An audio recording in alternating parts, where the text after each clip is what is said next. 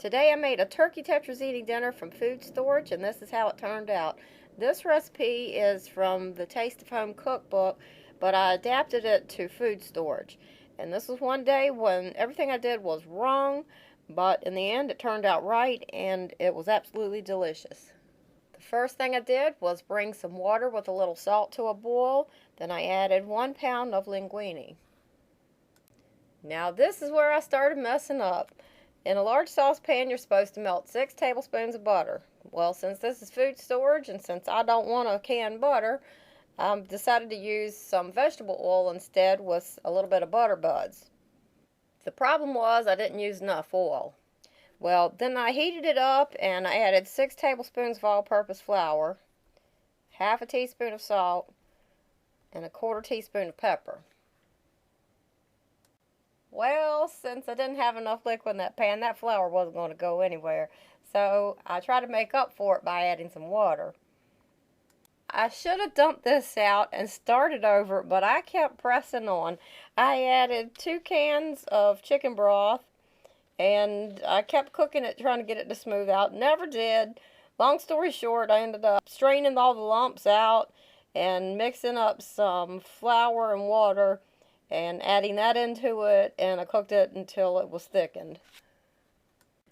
I also added 1/8 of a teaspoon of cayenne pepper somewhere in the midst of that disaster. So after this mixture thickened, I removed it from the heat, and you're supposed to add 1 cup of heavy whipping cream, but this is food storage, so instead I used 1 can of media cream.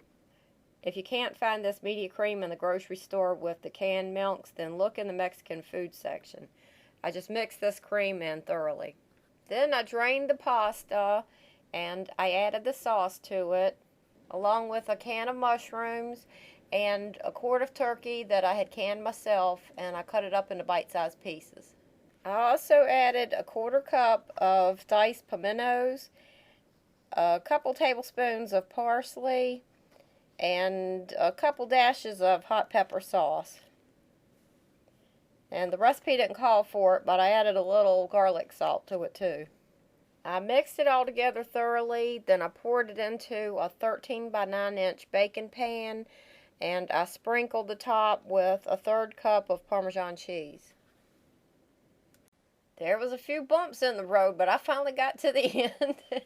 Then I covered it with aluminum foil, and I baked it at 350 for 30 minutes. Then I uncovered it and baked it for about another 20 minutes. Then I heated up a jar of green beans, and I made some biscuits. For the biscuits, I used Navajo Pie 31's biscuit recipe. I used 2 cups of well-sifted all-purpose flour, 4 teaspoons of baking powder, half a teaspoon of salt, and 1½ tablespoons of sugar.